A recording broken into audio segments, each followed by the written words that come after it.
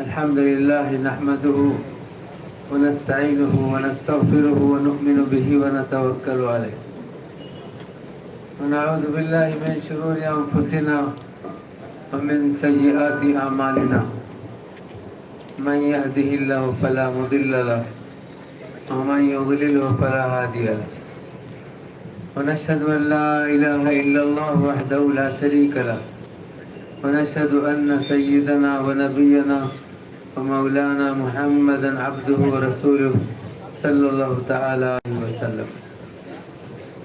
أعوذ بالله من الشيطان الرجيم. بسم الله الرحمن الرحيم. وننزل من القرآن ما هو شفاء ورحمة للمؤمنين.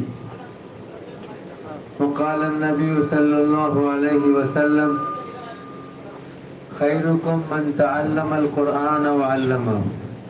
وقال صلى الله عليه وسلم أفضل العبادة قراءة القرآن. وقال صلى الله عليه وسلم من طلب العلم تكفل الله له برزقه. صدق الله مولانا العظيم وصدق رسوله النبي الكريم ونحن على ذلك لمن الشاهدين والشاكرين والحمد لله رب العالمين. حضرات علماء کرام، بزرگوں اور دوستوں اور میری ماں بہنوں، السلام علیکم ورحمۃ اللہ وبرکاتہ. سلام کا جواب تو جو ہے قبرستان کا ایسا معلوم ہو رہا. نزدیک نزدیک آؤ، قریب قریب آؤ. وہ پیچھے بیٹھے سے لوگ سنے آ رہا ادھر. ذرا ایک اچھا لطیفہ سناتا ہوں. پہلے لطیفہ سنا طبیعت میں نشاط پیدا ہو. قریب اور ایک بہت اچھا لطیفہ سناتا ہوں میں تم لوگوں کو. ہاں آواز، میں بھی تھکے ہوا ہوں، یہ بھی تھکے ہوا ہے. وہ ایک شاعر کہتا ہے نا، ایک شاعر بڑی اچھی بات بولتا، کمزور میری صحت بھی، کمزور میری بیماری بھی. صحت بھی کمزور ہے میری، بیماری بھی کمزور ہے. اچھا جو ہوا کچھ کر نہ سکا، بیمار ہوا تو مر نہ سکا. آپ کا پورا گزر دے دیکھا تھا. بولنے کو جگہ تو رہنا نا بھائی. ہاں وعلیکم السلام. یہ ایک نئی پریشانی شروع ہو گئی، یہ آن لائن آف لائن کا. بس اور وہ جو پیچھے ہے ذرا سا آگے آؤ تو میں لطیفہ سناتا ہوں.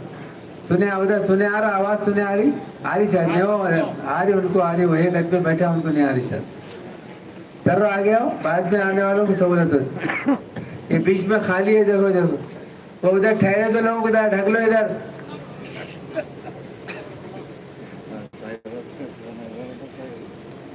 ایک بہت اچھا لطیفہ سناتا ہوں، دیکھو یاد رکھنا تم پہ. ایک مرتبہ ایک آدمی اللہ میاں کو خط لکھا. اللہ میاں میں بہت پریشان ہوں اور میرے کو 1000 روپے کی ضرورت ہے سخت. آپ 70 ماہوں سے زیادہ محبت کرتے ہیں، ارجنٹ میرے کو ضرورت ہے. 1000 روپے میرے نام پہ منی آرڈر کرو. وہ منی آرڈر کا زمانہ تھا. خط لکھا اور اپنا پتہ پورا لکھا انہیں. اللہ میاں کا پتہ کیا لکھ سکتا تھا؟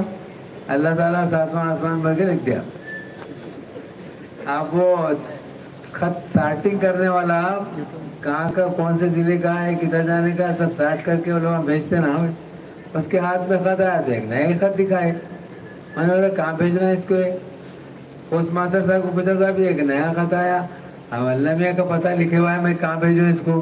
تو پوسٹ ماسٹر جو ہے وہ پتہ دیکھنے سے پہلے اس کا عنوان مضمون دیکھا کہ کیا لکھا ہوا ہے اس میں.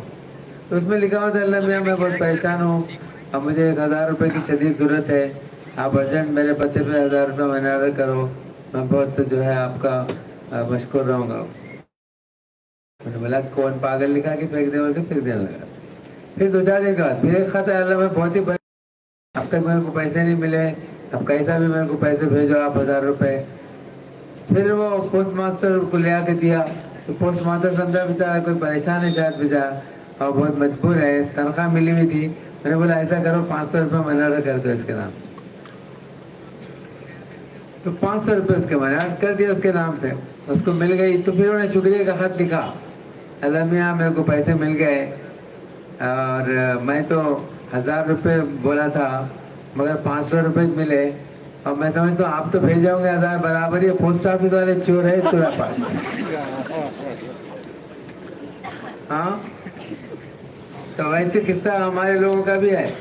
یہ مدرسے والے جو ہے نا کیا کیا کر کے لاتے بیچارے، کہاں کہاں سے لاتے، مر گئے تو ان کے پاس سے لاتے، پیدا ہوئے تو اس کے پاس سے لاتے، جین دیتے نا مرنے دیتے لوگ، کیسی کیسی محنت کر کے لاتے. آپ ان کے مشکور رہیے، پوری دنیا میں آپ کے ان مدارس کا فیض جا رہا ہے. دنیا میں جہاں بھی آپ جائیں گے انہی مدرسے کے فاضلین آپ کو ملیں، وہ سارا ثواب آپ کے قبر میں آپ کو ملے گا اور آپ کے باپ داداؤں کو ملے گا. ہم اندازہ نہیں، مرے بعد معلوم ہوگا ہم کو کہ وہ 10 روپے، وہ 100 روپے ہم جو مدرسے میں دیے تھے، وہ ایک مٹھی پھن چاول، ایک مٹھی چاول اور تھوڑا سا کچھ کپڑا، کچھ اور سامان مدرسے کے لیے دے دیے تھے. پنت صاحب کے واسطے کتنا آج ہمارا بڑا سہارا بن رہا، ہم کو نہیں اندازہ ہوگا. مگر کیا بولتے لوگ، کھا جا رہے مساواں، ابے گنجائش ہی نہیں، کھانے کی چانس ہی نہیں ہے کھانے کو. جتنا تو دے ہم کتنا دے رہے معلوم ہے، دوسرے لوگ تو بہت دے رہے. وہ مندروں میں معلوم کرو آپ جا کے، کلو کا سونا چاندی، اور خالی مسلمانوں کے وقف بورڈ کو بدنام کر رہے ہو لوگ. وقف بورڈ کی سب سے بڑی ملکیت ہے بول کے، وقف بورڈ سے زیادہ ہمارے دکن کے جو یہاں کے جو مندرہ ہیں ان کی جو جائیدادیں ہیں وقف بورڈ سے 1000 گنا زیادہ ہے. ایک ایک مندر کی کئی ہزار ایکڑ زمین ہے اور کروڑوں روپے کا سونا ان کے پاس ہے. پورا 1 سال کے لیے پورا انڈیا ایک ایک مندر سے چل سکتا ہے، اتنا پیسہ مندروں میں، اتنا دیتے ہیں وہ لوگ. ہم لوگ کیا کرتے ہیں، جمعہ میں چندہ آیا تو ٹن بل کے ڈال دو، اچھا دکھتا چاہتا آواز. ارے ہاولے 1 روپے میں چاکلیٹ نہیں مل رہا، اب مسجد کیسے چلیں گے بولو. ہاں پھر بولتے یہ لگاؤ، وہ لائٹ لگاؤ، وہاں پنکھا لگاؤ، یہاں گرمی ہو رہی، وہاں بیت الخلا میں یہ لگاؤ. کہاں سے لگاؤ، پیسے رہتے لگائیں گے نا. پیسے دیتے ہم 10 روپے، بہت زیادہ خوش ہو گئے. آج لکھو 11 روپے لکھو. اب آج کل 11 روپے. پرسوں میں حیدرآباد گیا تھا تو سگنل پہ فقیرہ ایسا پکڑ لیتے پوچھو نہ کچھ. میں 2 روپے نکال کے دیا تو اور غور سے دیکھ رہا، میرے سے بڑا فقیر دکھ رہا، 2 روپے دے رہا. فقیرہ نہیں لے رہے. ہمارے بچپن میں جب ہم تھے تو 5 پیسے 10 پیسے مانگتے تھے، پھر ذرا بڑے ہوئے تو 4 آنے 8 آنے مانگتے تھے.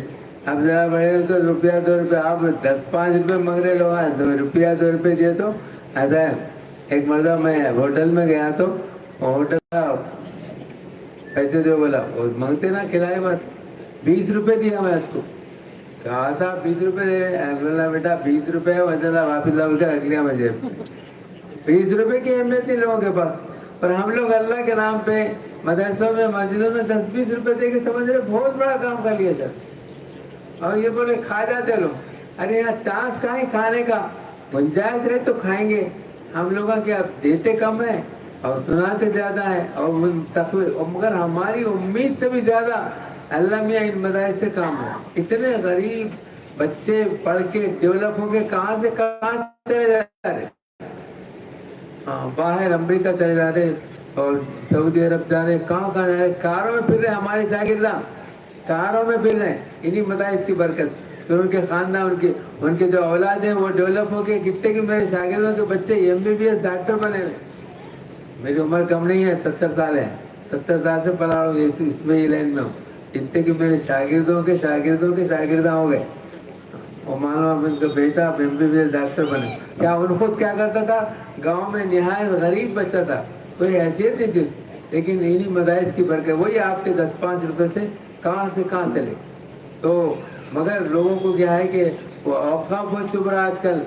ہاں ایک تو اوقاف سے پریشان ہے حکومت، دوسرا مسلمانوں کو جو بدنام کر رہے وہ کیا مندرہ توڑ کے مسجدہ بنا رہی. مسلمان کبھی کوئی مندر نہیں توڑتا کبھی بھی.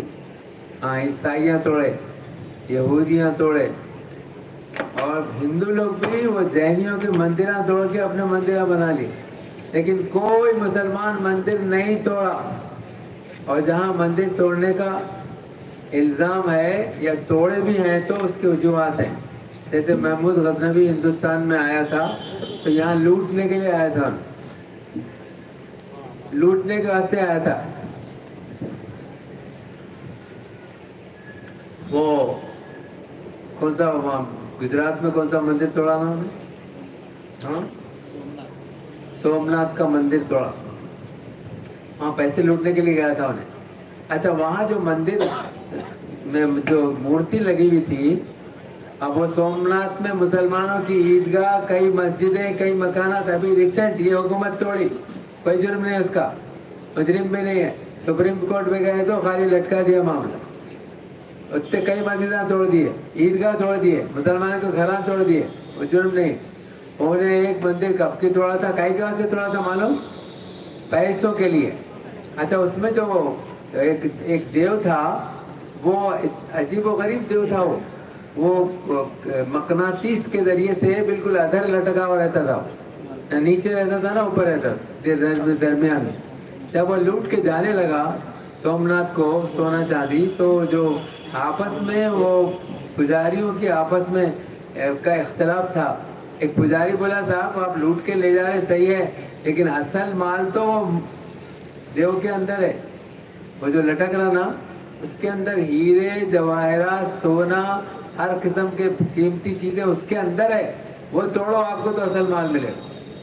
تو انہیں بولا بھائی یہ توڑے تو بہت وبال ہو جائیں گا, ہندو لوگ برا مانیں گے. انہیں بولا کچھ نہیں ہوتا, ہم سب سنبھال لیتے. آپس میں دشمنی تھی ان کی.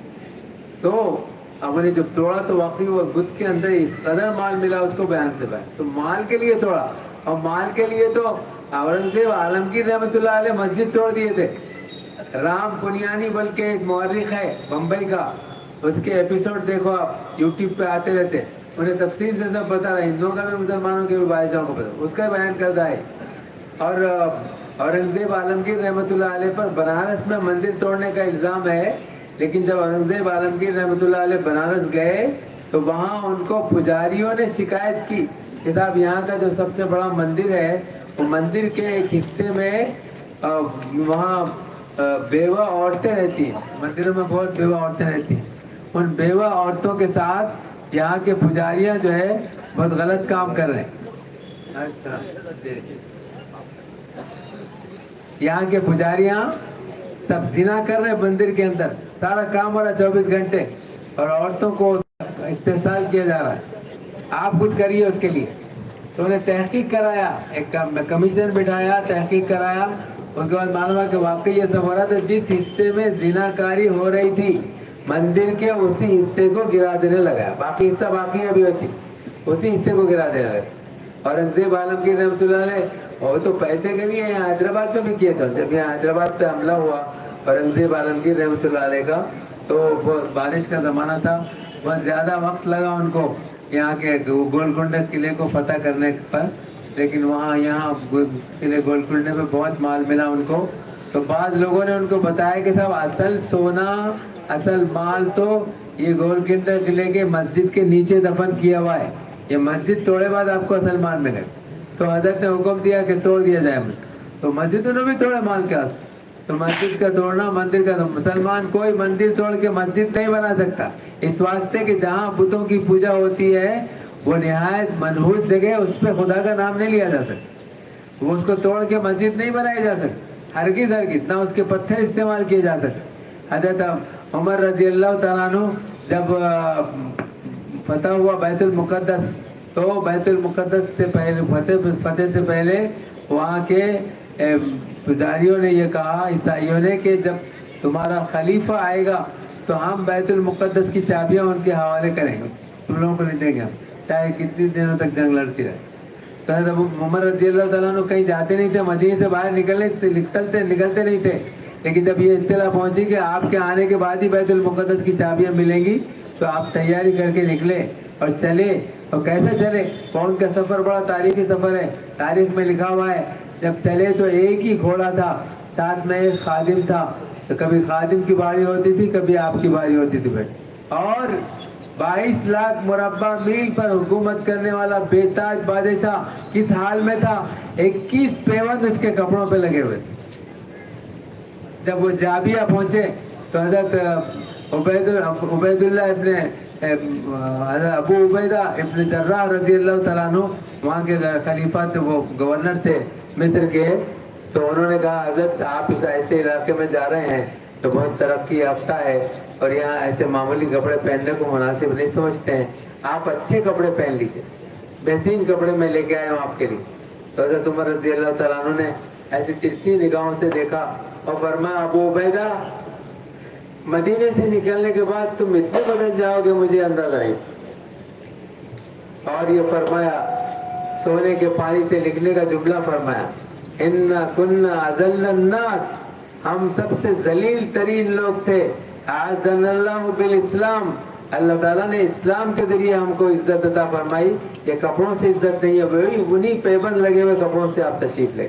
और अजीब बात यह है कि जब बैतुल मुक़द्दस में दाखिल होने लगे तो बैठने की बारी उनके गुलाम की थी और पैदल खोगिर पकड़ के चलने की बारी हजरत उमर रज़ी अल्लाह तआला। ईसाइयों ने देख लिया कि यही खलीफा है, अब हम इसका मुकाबला नहीं कर सकते, चाबी हवाले कर देना चाहिए। जब आप अंदर तशरीफ ले गए तो चर्च में असर की नमाज का वक्त हुआ तो लोगों ने कहा कि हजरत असर की नमाज का वक्त हो गया, यहाँ चर्च में नमाज पढ़ लीजिए।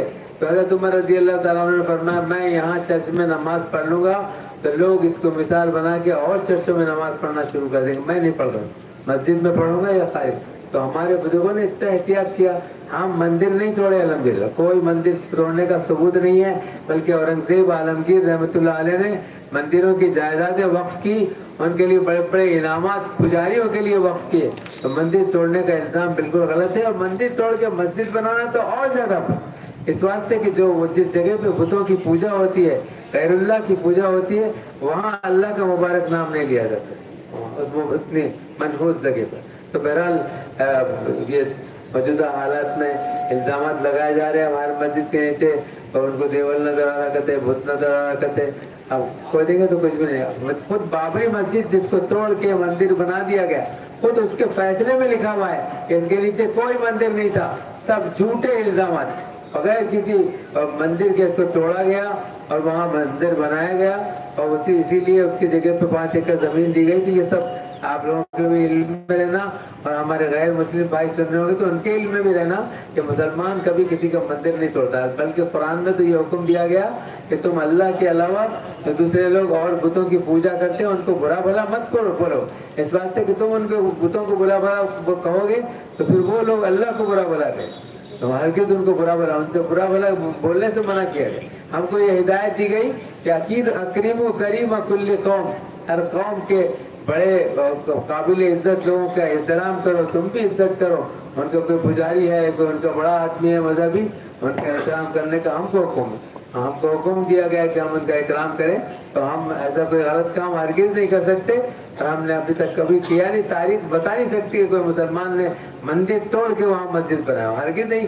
बात जगह कुछ करे होंगे गलत मुसलमान, लेकिन समझदार लोग ऐसा काम हरगिज़ नहीं कर सकते। तो बहरहाल इस मौके पर मुझे कुछ ज़रूरी बातें याद करनी थी, और बहुत से लोग हैं, लेकिन आके लोग बोल रहे थे सब ख़वातीन हैं, बहुत औरतें भी हैं, उनके लिए भी कुछ बोलना है।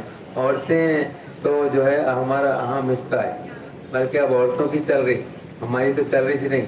वो हुए, हम हुए, के मीर हुए, सब उसी जुल्फ के असीर हुए। और औरतों में भी अल्लाह ताला ने ऐसी खुसूसियत रखी है कि आदमी बराबर चक्कर में आ जाता है।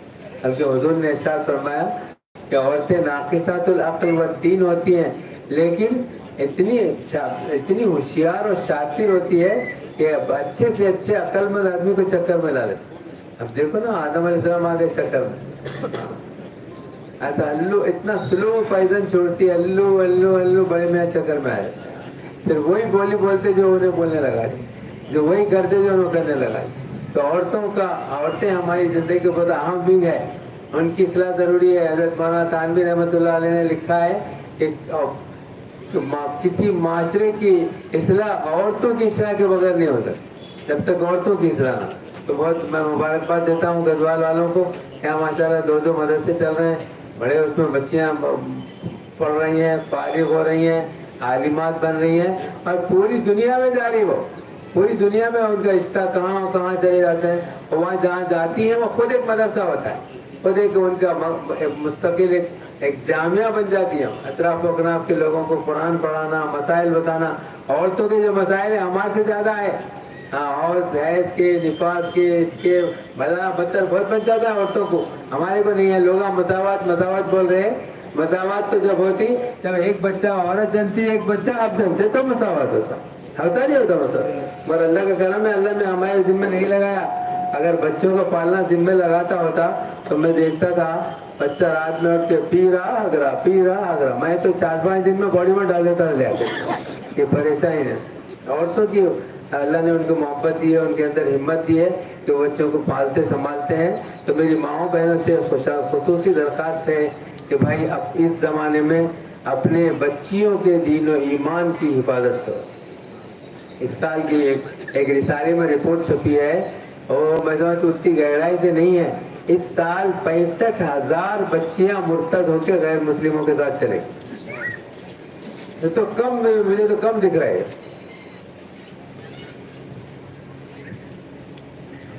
اور وہ لوگ اعلان کر رہے باضابطہ، جو مسلمان بچی کو مرتد بنائے گا اور اس سے شادی کرے گا اس کو 5 لاکھ روپے ملیں گے، سرکاری نوکری ملے گی، حکومت ان کے باپ کی ہے، سرکاری نوکری ملے گی، اس کو مکان ملے گا، اس کی سیکورٹی کا انتظام ہو.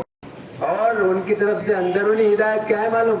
اس بچی کو رکھنا نہیں ہے، یہ مسلمانوں کی نسل ہے، اس کو گھر میں رکھنا نہیں ہے، اس کو حاملہ کرو، اس کو ستاؤ، اس کو بہت مارو، جلاؤ، اور اس کے بعد جلا کے ناقابل شناخت کر دو اس کی ناش کو، پھر لے آ کے سڑ میں پھینک دو.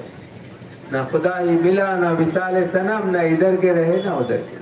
اور ماں باپ کی جو بے عزتی ہوئی اس درمیان میں، جو ان کو صدمہ پہنچا، جو ان کو تکلیف پہنچی، وہ ناقابل ہے. وہ ماں جس نے اس کو پیدا کیا، جس نے اس کو پالا پوسا بڑا کیا، پڑھایا، قابل بنایا، اس ماں باپ کو چھوڑ کے وہ بچی کیسے چلے جائے؟ عورتوں میں یہ چیز ہوتی ہے کہ وہ چھوڑ کے چلے جاتی ہے، بڑی جذباتی ہوتی ہے. ایک مرتبہ کے بعد ان کے ذہن میں بیٹھ گئی تو بس وہ کر کے ہی رہیں.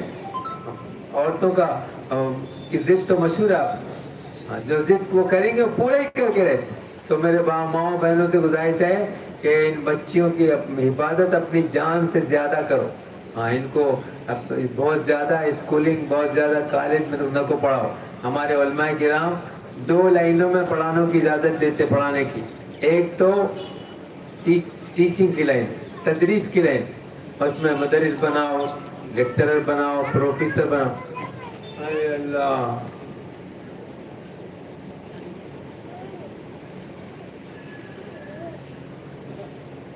کیسا کرنا؟ امی کو بلانا کیا ان کے؟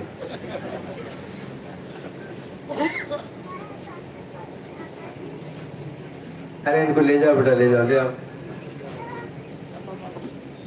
تو کیا بول رہا تھا میں؟ آپ جاتا نہیں، ختم کرو.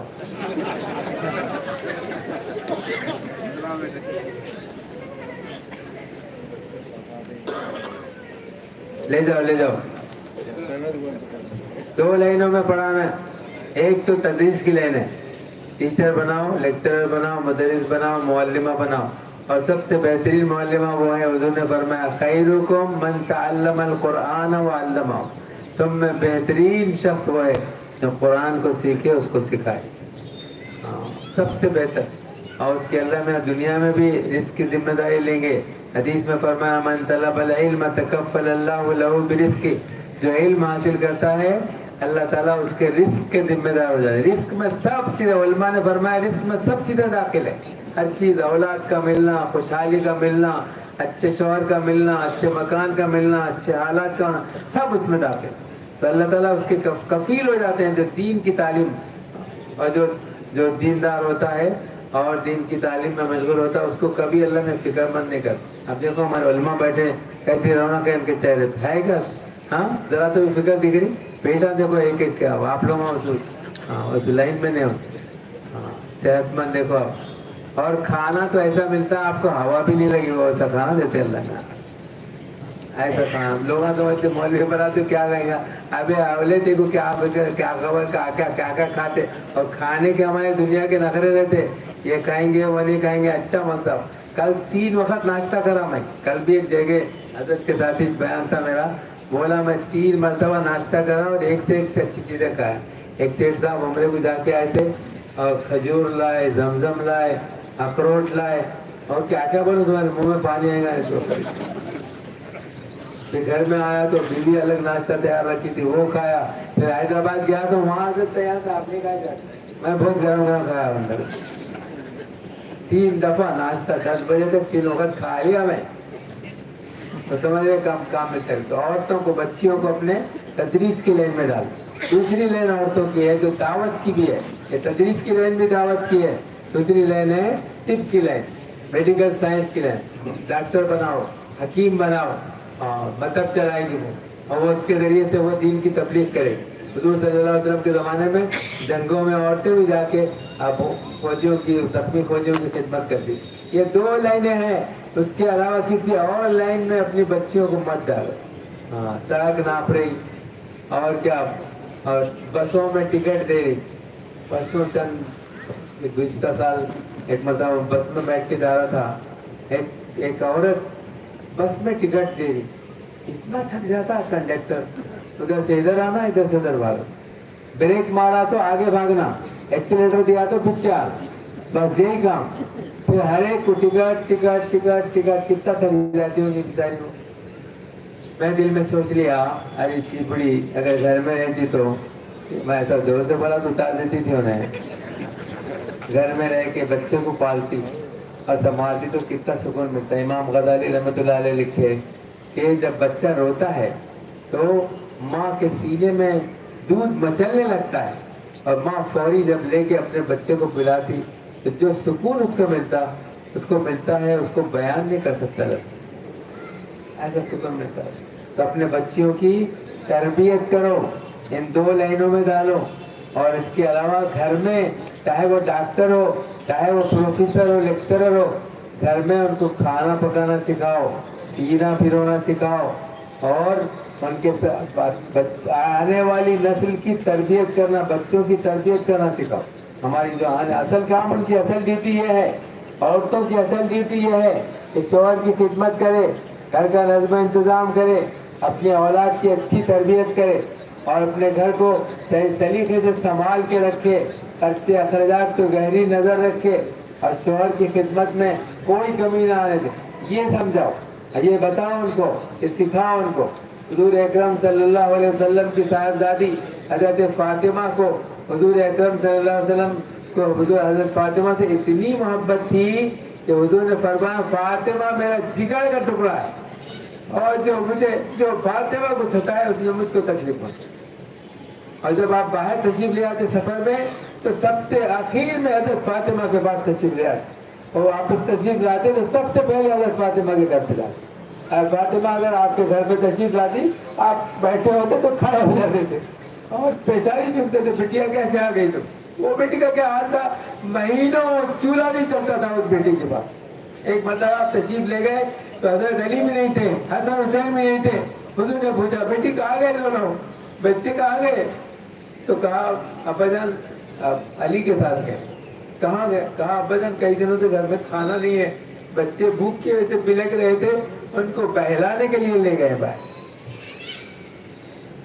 حضرت علی کا کیا حال ہوا, آپ نے بچوں کو لے گئے تو ایک یہودی کے کھیت میں جھانک کے دیکھا تو یہودی بیٹھا ہوا تھا, حضرت علی کو پہچانتا تھا وہ, اور دیکھا اندر آؤ. کہا کہ دیکھو اگر تم میرے کھیت میں پانی ڈالو گے تو 1 ڈول کے بدلے میں 1 کھجور دوں گا. حضرت علی نے فرمایا میرے بچے بھوکے ہیں, میں ان کے لیے ضرور کر لوں گا. بہت طاقتور سے ایک ہی ہاتھ سے خیبر کا دروازہ, خیبر کے قلعے کا دروازہ ایک ہی ہاتھ سے کھینچ کے نکال دیا تھا, اتنی طاقت.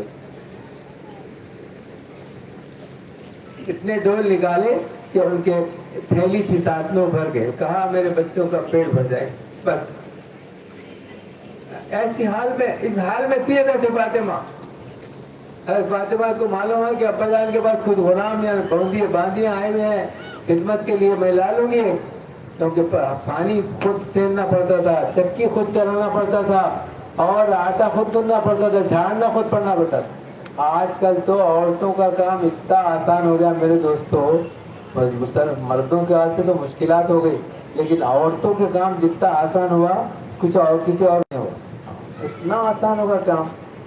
کوئی بھی چیز پیسنے کا ہے, خالی ایسا بٹن دبا, بھر ختم, پیسے گیا. چولہا سلگانے کا, پہلے چولہا سلگاتے آنکھیں آندھی ہو جاتے تھے بڈھیوں کے, اب خالی ایسا کان مروڑو پھٹ بن کے چل رہتا ہے. ہوتا نہیں ہوتا. پہلے وہ کپڑے دھونے کے واسطے پریشانی ہوتی تھی, اب کچھ بھی نہیں, کپڑے ڈالو, صابن ڈالو, کان مروڑو, انہیں خود بولتی اماں دھوتی میں نکال لو ہے نہیں. وہ تھالیوں کا تو اتنا بڑا مسئلہ تھا عورتوں کا, ہمارے گھر میں اتنا کپا جمع ہوتا تھا, صبح میں فوٹو کا دیکھے تھے. مگر اب کھائے وہ بند کر دے, چاک کرو, شام تک چلتے رہتا. جھاگ لو, موت لو, کیا بھی کر لو, کچھ مشکل ہی نہیں تھا. پرسوں چند دنوں پہلے ہمارے گھر میں مہمان آئے تھے, ساتھ میں بچے بھی تھے ان کے, تو 2 بڑے بڑے پاکٹاں لے کے آئے, تو میں سمجھا باہر کے بلانکٹاں ناشتہ دوڑنے کا تھی. میں ہماری بیوی کو بزرگ بولے وہ آگے دیکھے پھوٹلے آئے فوٹو کے, وہ آسان ہو گیا عورتوں. اور سب چیز پہلے جو چاولوں میں کنکر آتا تھا, آٹا پیسے ہوا آ رہا, چاول صاف آ رہے, اب ہر چیز عورتوں کے لیے اتنی آسانی ہوگی. اب کوئی مشکل ہی نہیں رہا ان کے لیے. بس یہی کام ہے کہ ان کو سکھایا جائے, ان کو سکھایا جائے, ان کو بتایا جائے کہ جانے کے بعد تمہارا کام, وہاں جانے کے بعد شوہر کی خدمت کرنا, گھر کو آباد کرنا, صاف ستھرا رکھنا, وہاں پکانا کھانا سکھانا پڑتا ہو. بچیوں کو سکھاؤ مدرسوں میں. الحمدللہ اللہ تعالیٰ ان مدرسے والوں کو جزائے خیر دے, ہر چیز پکانا سکھاتے ہیں ان کو. یہاں بھی سکھاتے ہیں. ہاں, ہمارے مدرسے میں بھی بچیاں ہیں 300, تو میں بولتا ہوں سب پکانے لگاؤ ان کے پیسوں سے, اور میرے پاس مزے کے کھانے میرے پاس بھیجو, میں ٹیسٹ کرتا ہوں, چیک کرتا ہوں. بولے آتے رہتے کھانے, اور میں چیک کرتے رہتا ہوں اس کو صحیح پکائے نہیں پکائے, یا کمی ہے کہ ہدایتی ہے, ٹھیک ہے تو انعام بھی دیتا ہوں. ہاں, ویسا پھکٹ ہی نہیں کھا لیتا ہوں, کچھ انعام بھی دیتا ہوں. تو ماؤں بہنوں سے گزارش ہے کہ اپنے بچیوں کی تربیت کرو. حضور نے فرمایا بیٹا میں تیرے کو غلام باندھی نہیں دے سکتا, جو حال میں ہے وہی حال. اور حدیث میں الفاظ ہے, یا فاطمہ اتق اللہ وعملی عمل اہلی کی, اے فاطمہ اللہ سے ڈر اور اپنے گھر کے کام انجام دے. آپ نے فرمایا. ہم لوگ تو بچیوں کو دے رہے ساتھ میں ٹیلی فون بھی دے رہے, بیٹا کیا بھی ہوا تو خالی مس کال دے, پورا کال نہ کو دے, مس کال دے. آگے بچوں بیٹوں کی گمت بتاتے ہیں ہم لوگ, بندہ بھیجے تو کیسا گھر آباد ہوگا بولا. تو سب سے پہلے ہماری ماؤں بہنوں سے گزارش ہے کہ مسلمانوں میں طلاق کا ریشو بہت زیادہ ہو گیا. اس کی مین وجہ یہی ہے کہ بچیوں کو کام کرنے نہیں آتا. بچیوں کو کام کرنے نہیں آتا, کڑوی بات سن کے میٹھا جواب دینے نہیں آتا, غصے کی بات سن کے خاموش ہو جانا نہیں آتا, صفائی ستھرائی کرنا نہیں آتا, کام کرنا نہیں آتا, صبح جلدی اٹھ کے نماز پڑھنا نہیں آتا, اللہ کا نام نہ, پھر اس گھر میں نحوست, پریشانی, لڑائی جھگڑا, ہنگامہ, مصیبت, پریشانی, کیا آئے گا؟ پھر برکت آئے گی, خیر آئے گا اس میں. سب اس میں تو ایسی اس طرح کے نحوستیں ہو. اس بات سے اپنے بچیوں کو نماز پڑھنا سکھاؤ, قرآن پڑھنا سکھاؤ, اللہ سے مانگنا سکھاؤ, صلاۃ الحاجت روزانہ 2 رکعت پڑھ کے اچھا گھر ملنا, اچھا بر ملنا, بچیوں کو سناؤ, ان سے دعا کراؤ, آپ بھی دعا کرو. تو ماؤں بہنوں پہ گھر کا دار و مدار ہے. اپنے گھروں کو ایسا رکھو کہ کوئی گھر میں آئے تو اسے سنتوں کی خوشبو آئے, کوئی گھر میں آئے تو اسے معلوم کے ساتھ اس گھر میں قرآن کی تلاوت ہوتی ہے, اس گھر میں سنت کے مطابق بچوں کی تربیت کی جاتی ہے. تو میری ماؤں بہنوں سے بھی اور آپ لوگوں سے بھی گزارش ہے کہ آپ بھی ان کا تعاون کرو, اور ان کو دیکھتے رہو, بولتے رہو, بتاتے رہو, اور کچھ غلط ہو رہا تو اس پہ پکڑ کرو, اور اس کے لیے اصلاح کی کوشش بھی کرو, اور اللہ میاں کے سامنے ہاتھ اٹھا کے دعا بھی کرو. تو اللہ میاں دعا بتائے بچوں کے واسطے, ربنا هب لنا من ازواجنا وذرياتنا قرة اعين واجعلنا للمتقين اماما. اے اللہ ہمارے بچوں کو, ہمارے بیویوں کو, اے اللہ ہمیں ایسے بچے اور ایسی بیوی عطا فرما جو آنکھوں کی ٹھنڈک ہو ہماری, اور ہمیں متقیوں کے آگے چلنے والا بنا. متقیوں کے آگے چلنے والا کون ہوگا؟ جو سب سے بڑا متقی ہو. تو نیک بنا ہم کو, اور ہمارے بچوں کو, ہماری بیویوں کو آنکھوں کی ٹھنڈک بنا. آنکھوں کی ٹھنڈک کب ہوگی؟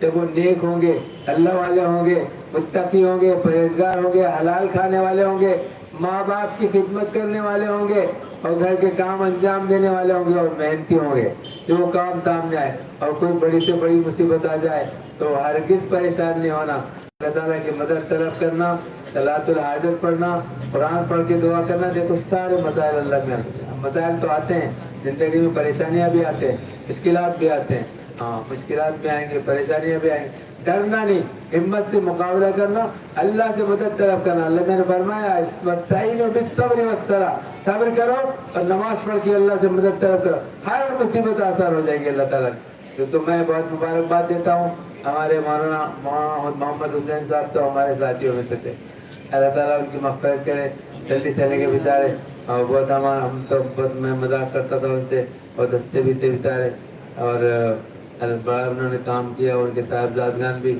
اور یہ دیکھو جو آدمی اخلاص کے ساتھ دین کی خدمت کرتا ہے، اللہ اس کے بچوں کو بھی دین کی خدمت کے لیے منتخب فرماتا ہے، یہ بات یاد رکھو ہمیشہ۔